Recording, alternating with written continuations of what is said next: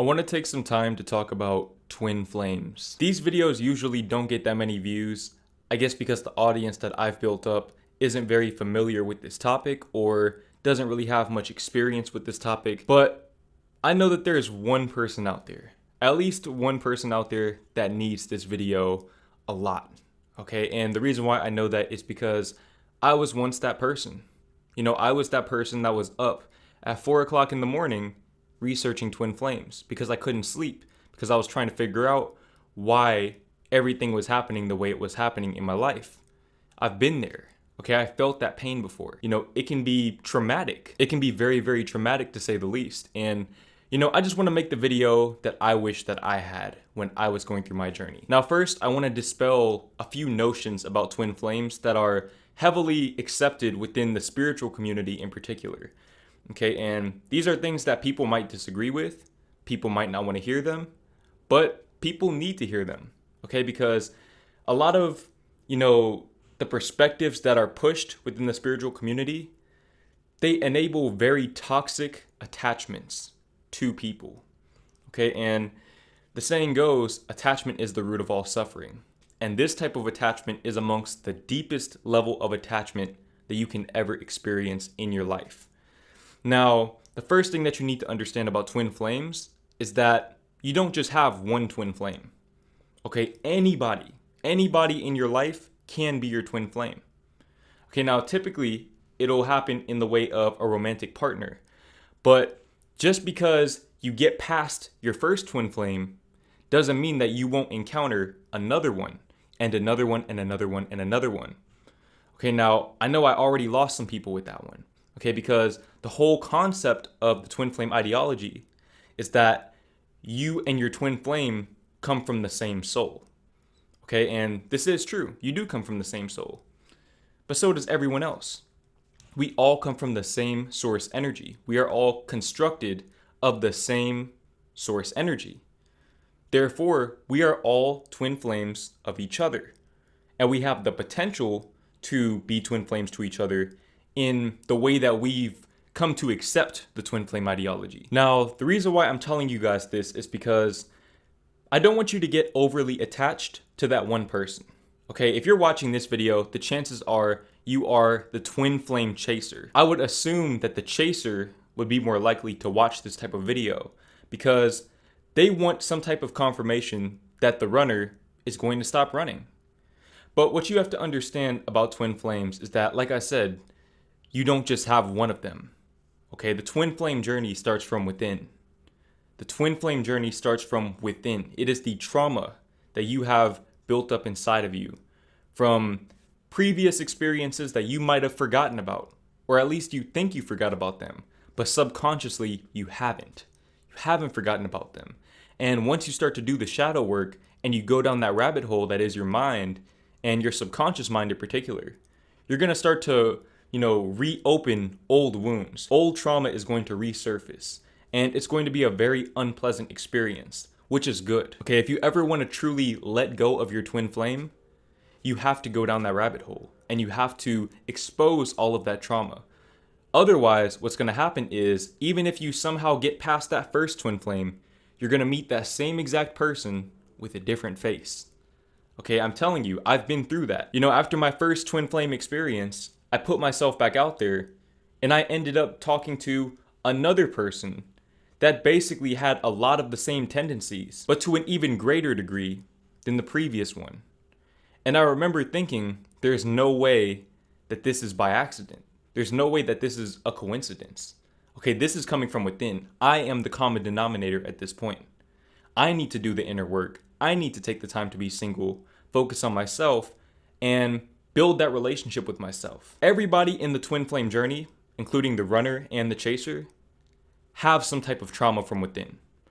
Generally speaking, I'm going to speak in psychology terms here. The twin flame chaser has an anxious attachment style, and the twin flame runner has an avoidant attachment style. Okay, now the anxious attachment style is basically where you're clingy. Okay, this is what I was. I was the anxious one. I was the chaser. I was the one who was triple texting paragraphs. Okay, I was the one who was down bad. Okay, and it's very, very embarrassing to think about the things that I did But I understand now that that's just where I was at the time. I didn't see anything wrong with it because I had an anxious attachment style. I was clingy. And because I hadn't developed a relationship with myself, a healthy relationship with myself, and looked at all of the trauma from my past and did the shadow work that I needed to do, I encountered somebody with an avoidant attachment style. Okay, now what is the avoidant attachment style? It's pretty much right there in the name. Okay, they are avoidant. They're afraid, deeply afraid of commitment. Okay, and when you have somebody that's afraid of commitment come together with somebody who's clingy and afraid of being alone, now you have a very unbalanced power dynamic, extremely unbalanced. Okay, and like I said, I can only speak from the perspective of, being the chaser, being the anxious attachment style. I can't speak from the perspective of being the runner or the avoidant attachment style. But what I can say is that, looking back on it, looking at the two people that I encountered on my journey, they had a lot of the same tendencies. And amongst those tendencies was, keeping track of what I was doing in my life, unbeknownst to me. Okay, so just because somebody is running from you, that does not mean that they're not interested in you, or that does not mean that they don't care about your well-being. Okay, so I want to put that out there because I know that when that person is doing the things that they're doing, it can seem like they're being cruel. It seems like they don't care about your feelings at all, but they probably do. It's just that they're afraid. They're afraid of commitment. I'm saying all of this to say that you and your twin flame are not meant to be together. Now, I know you do not want to hear that. Okay, that is probably the last thing that you want to hear right now. But I'm going to tell you exactly what I mean. Okay, and this is what I experienced. This is what I learned through observation, research, and, like I said, personal experience. Okay, this is what I call the twin flame paradox. It's commonly accepted within the twin flame ideology that the only way to get back with your twin flame is to let go of them. You have to let go of your attachment to them. But once you truly let go of your attachment to them and you do the inner work so that you can, develop a secure attachment style, an attachment style where you no longer need them in your life to be happy, you don't have that void from within because you've learned to fill it from within, you'll realize that you don't want them. You don't want to be with them anymore. By the time it gets to the point where you've truly let go of them, you will no longer want to be with that person because you'll look back and you'll realize all of the things that they put you through. Now, obviously, I'm not just trying to say that the runner is always in the wrong here. I know I did my fair share of toxic things along my journey. But at the same time, the way that I was treated, that's something that I would simply not tolerate now because I've developed a new level of self-respect and self-love. I wouldn't allow myself to be subjected to that degree of rejection over and over and over again from the same person.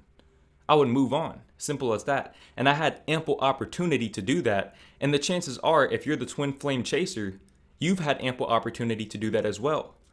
But you're having trouble letting go. And the fact that you're looking for confirmation in terms of twin flame reunion, that goes to show that you have not fully let go yet. Because when you let go, when you truly let go and develop a relationship with yourself, you will not have that desire to be with them anymore. To where even if they did try to re-enter your life, now you would become the twin flame runner. Okay, and they would become the twin flame chaser, or they would simply move on if they have the self-respect to do so. Okay, and like I said, it's a paradox because the only way to be with them is to not want them. But once you don't want them, you don't want to be with them. Okay, why would you want to be with somebody that you don't want to be with? It doesn't make sense. Okay, like I said, it's a paradox. And, I know somebody out there needs to hear that. Somebody out there needs to hear that because I needed to hear that. When I was looking at twin flame reunion and all of that stuff, it seemed good on paper. Okay, it sounded very promising on paper. All I have to do is let go of this person and they'll come back to me. But if I'm letting go of them, I'm also letting go of the desire for them to come back to me. That's what it means to let go. It means that I'm going to live my life without thinking of them, without planning my future with them in mind. I'm going to do what I want to do with my life and develop my relationship with myself. What I've realized throughout my journey is that a twin flame serves one purpose and one purpose only in your life. And that is to reflect to you the type of love that you are giving yourself. Okay, because through all of the rejection, being ghosted, all of the things that I went through in my past, those were all things that I was doing to myself. I was rejecting myself. I was ghosting myself. I was abandoning myself. And that's why I kept coming back to my twin flame over and over. Because, I was looking for that validation. Because I wasn't giving it to myself. There was a void.